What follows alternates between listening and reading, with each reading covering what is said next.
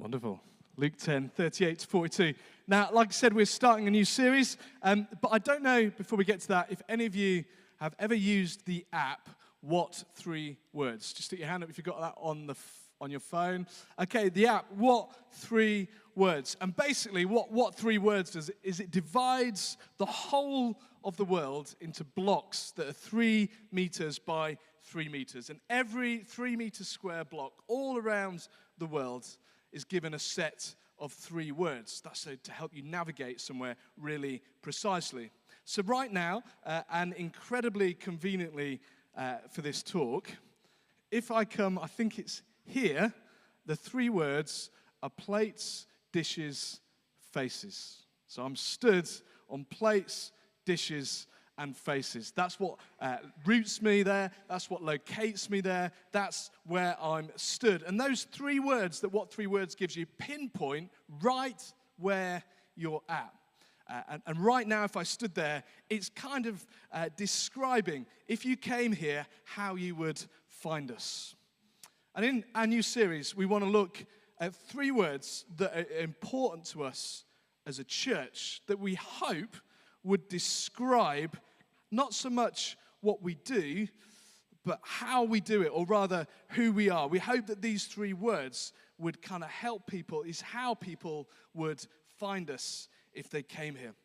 Now, those 3 words, you might be thinking, could be 3 words we try and use a lot around here: love, live, and go. But those 3 words describe what we're trying to do.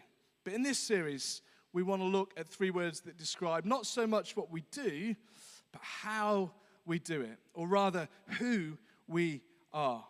What 3 words we can be as a church, as a family, so that people don't just find the Salt House, but they find Jesus and come home to him.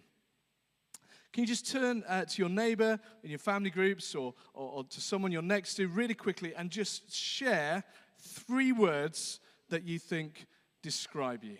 Not so much what you look like, because we'd all be saying beautiful and handsome, but 3 words that describe a little bit more about who you are, and go as shallow or as deep as you want, but just literally 3 words. Turn in little groups, turn to your neighbor very quickly, share 3 words that describe who you are.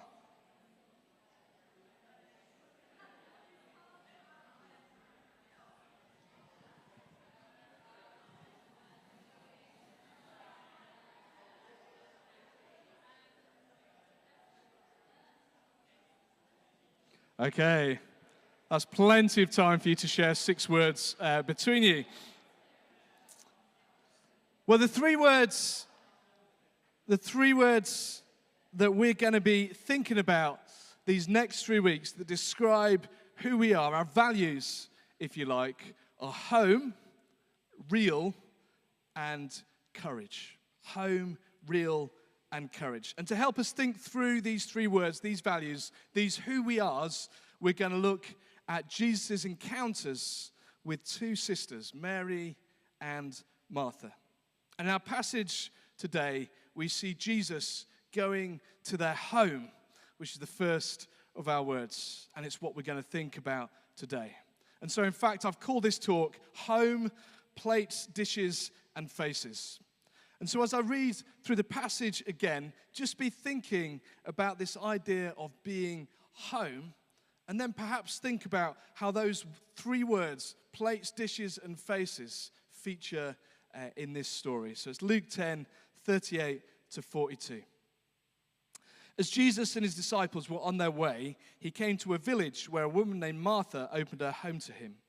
She had a sister called Mary who sat at the Lord's feet listening to what he said.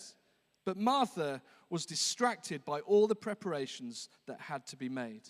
She came to him and asked, "Lord, don't you care that my sister has left me to do all the work by myself? Tell her to help me."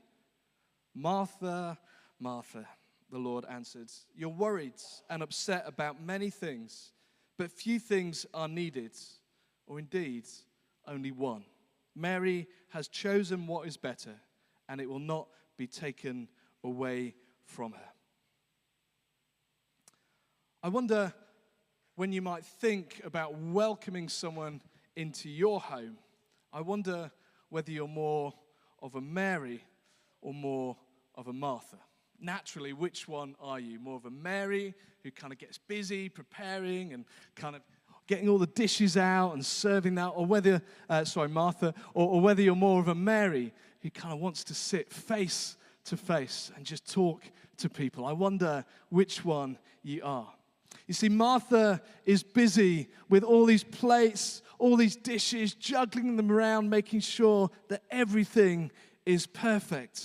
Mary, on the other hand, we read, does none of that, and instead is just eager to be face to face and have that conversation with Jesus.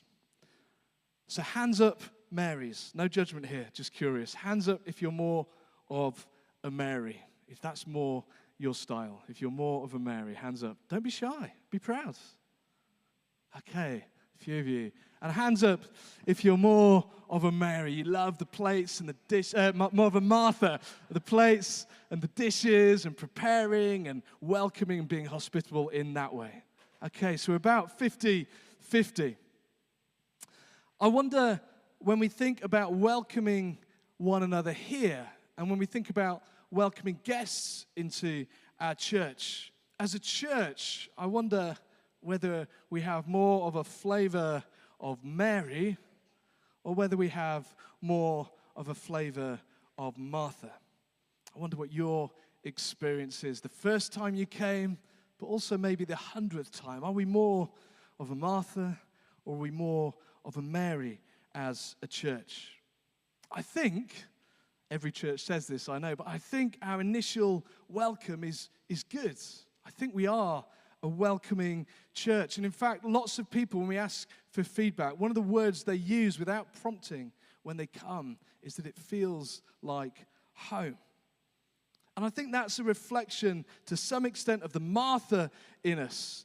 Smiling people, doing a good job, welcoming on the door, the coffee team ready to serve and so on. I think it's a reflection of the Martha in us. But I think as well it's also a reflection of the Mary in us. People here taking time to face talk to one another. That it's about us as a family, not about just jobs that we have to do. And you know, if people are really truly going to feel at home here, we need the Marthas, but we also need the Marys. And crucially, we need the Marthas and the Marys, not just the first time someone comes, but week after week after week after week. People often assume, because you've been here a long time, and I can say that because I'm the vicar and I have been, that you feel at home all the time. But actually, what makes us feel at home isn't just that we've been here before. It's the fact that people take the time to sit and ask how you're doing, to find out a little bit more about you, to have that face-to-face. It's also the fact that people serve one another, that people are hospitable, that people make a fuss over you, that people are doing Martha kind of stuff to you. Now, often this story is read in such a way that poor old Martha gets a bit of a bad rap. That she gets it wrong, that she shouldn't be serving and running about with all these plates and dishes, but like Mary, she should just sit face to face with Jesus. And there is a fair challenge for us in that, I think. What is our welcome like? I mean, really like, are we so busy with Sundays that the place looks lovely, the coffee's amazing, the welcome team are presentable, the Get Connected cards are given to people, the service is great, but we don't actually, each one of us as a whole family, take time to face, to go deeper with one another, to find out how one another's doing, and to do that not just with the people we're used to kind of talking to, but across generations, with people who are a little bit unfamiliar to us, with maybe people we don't necessarily know. Are we focusing on church as being the busyness of a Sunday service rather than church being the opportunity to take time to face? And do we extend that beyond a Sunday? Do we just see church as what we do on a Sunday? We kind of serve the coffee and we have a quick chat with people. Or how much does it extend further into maybe the week. Maybe inviting someone you've not really talked to before, or someone new even back for Sunday lunch. Maybe taking the time to get to know a colleague at work better. Maybe offering to pray for a school friend who's having a hard time. This sense of church and home goes beyond our Sunday morning gatherings. And so Martha gets a bit of a bad rap. But I've got some sympathy for Martha too. I think I'm instinctively more of a Martha. And she feels like she's the only one doing anything. Her heart's in the right place. She has a love for Jesus, for her guests. She wants him to really feel at home. That's why she's so busy with all the dishes serving him, because she loves him and wants him to feel at home. At first, we might think that Martha's got it wrong. And at first glance, we might assume this story invites us to be a Mary, to make your choice. Are you going to be a Mary or a Martha? We might think it says, does a disciple sit at the feet of Jesus, or do they serve? But if we look at the passage just before this, which is the parable of the Good Samaritan, Jesus seems in that passage to be praising the Good Samaritan for his actions, for his serving, if you like, for the dishes and the plates that he's running around and serving this guy who's been beaten up. And I suspect if you ask Jesus, should we focus on plates and dishes, or should we focus on sitting down face to face? I suspect his answer would be yes. You see, hidden in plain view in this passage is how Jesus welcomes us home. And the clue is both in how Martha welcomes Jesus into her home and how Mary sits at Jesus' feet. You see, in those days, to be welcomed into the home, to be hosted by the woman, or for a woman to sit at Jesus' feet, which was a posture of discipleship to a teacher, both of those in those days were reserved for men only. And Jesus, in this story, as he does all the way through the Gospels, breaks down all the norms of who is in and who is out, of who can be at home and who is left outside. No one is excluded. And as Jesus from here heads off to Jerusalem, where he'll bear our sins on the cross and be crucified, he does that so that through him, anyone and everyone can come home to God. In this passage, we see that Jesus shows the most radical welcome to everyone. And he does so both in taking the form of a servant on the cross and dying for us. And he does so in the way that he faces everyone, that he faces people and says, "Come home to me." And so when we think about how we as a church can be home, the question isn't whether we're a Martha or a Mary. It isn't a question of whether we choose plates and dishes or whether we choose face to face. It's not a question of whether we choose to serve or to be with. It's both.